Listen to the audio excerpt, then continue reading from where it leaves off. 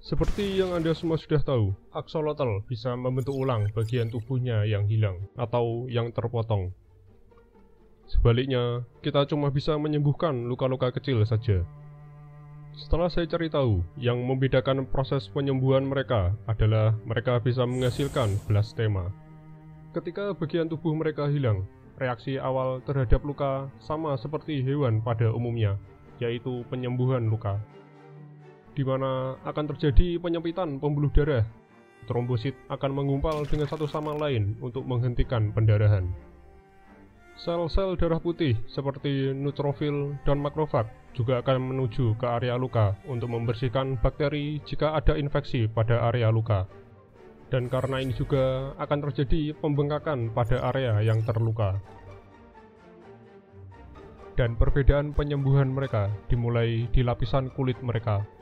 Keratinosit yang ada di lapisan kulit akan memperbanyak diri mereka, yang akan membentuk lapisan untuk menutupi luka mereka. Kemudian, saraf-saraf akan dibentuk pada lapisan ini, yang akan memberikan sinyal ke sel-sel di sekitar area yang terpotong untuk berubah kembali menjadi kumpulan sel asal yang tidak mempunyai fungsi khusus, yang bisa disebut dengan blastema. Sel-sel blastema ini kemudian akan menuju ke bawah lapisan penutup dan akan memperbanyak diri mereka. Pembentukan lapisan penutup dan pembentukan saraf pada lapisan ini adalah proses yang paling penting agar blastema bisa dihasilkan. Dan kumpulan sel-sel blastema inilah yang akan membentuk ulang sel-sel tulang, sel-sel otot, dan pembuluh darah pada bagian yang hilang. Reaksi awal penyembuhan luka pada mamalia seperti manusia dan seluruh hewan bertulang belakang lainnya sama seperti yang sudah saya sebutkan tadi.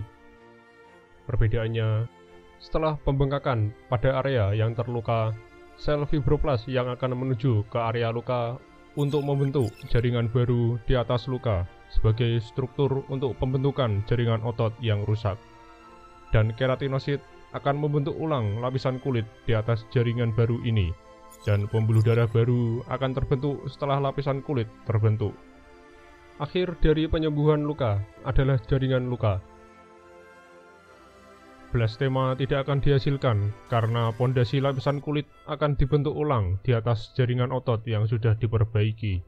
Sedangkan pada axolotl, keratinosit cuma akan membentuk lapisan di atas luka untuk memberikan area agar blastema bisa terbentuk. Di samping itu, pada makhluk hidup lainnya, penyembuhan luka bertujuan untuk memperbaiki jaringan yang masih ada. Sedangkan pada axolotl, tujuannya adalah untuk membentuk ulang seluruh jaringan yang hilang. Dan ini adalah perbedaan yang sangat signifikan. Perbedaan lainnya adalah pada axolotl, tingkat pembengkakan area luka yang cukup rendah dibandingkan hewan lain. Hal ini terjadi karena makrofag pada axolotl akan secara cepat menghasilkan molekul anti pembengkakan setelah bagian tubuhnya terpotong. Molekul anti pembengkakan ini juga akan mencegah pembentukan jaringan kolagen pada area luka mereka. Molekul-molekul ini juga akan membuat lingkungan yang sesuai agar blastema bisa terbentuk. Dan jika jumlah makrofag ini dikurangi, maka pembentukan blastema tidak akan terjadi. Pembentukan ulang bagian tubuh yang hilang akan gagal dan hasil penyembuhannya akan sama seperti makhluk hidup pada umumnya. Dan perbedaan lainnya, axolotl adalah hewan yang tidak berkembang sepenuhnya. Axolotl merupakan jenis salamander, dan salamander adalah amfibi, dan amfibi berkembang dengan metamorfosis. Axolotl secara bentuk dan selnya masih dalam fase remaja. Jadi bisa dibilang sel-sel tubuhnya masih gampang untuk dibentuk seperti sel pada embrio. Bagian tubuh axolotl lainnya yang bisa dibentuk ulang adalah otak, tulang belakang, rahang, jantung, liver, dan ekor. Pembentukan ulang bagian tubuh yang hilang juga bisa terjadi pada jenis salamander lainnya. Setelah saya cari tahu lagi, mamalia yang bisa membentuk ulang bagian tubuhnya dengan perantara blastema adalah tikus dalam spesies Acomis. Dan pembentukan ulang cuma bisa terjadi pada ujung jari dan telinga saja.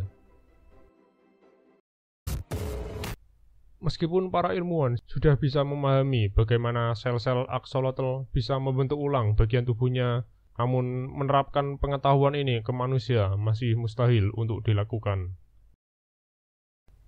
Sosite kono video wa matome desu no de machinkai ga areba komentoran de suseishite kudasai.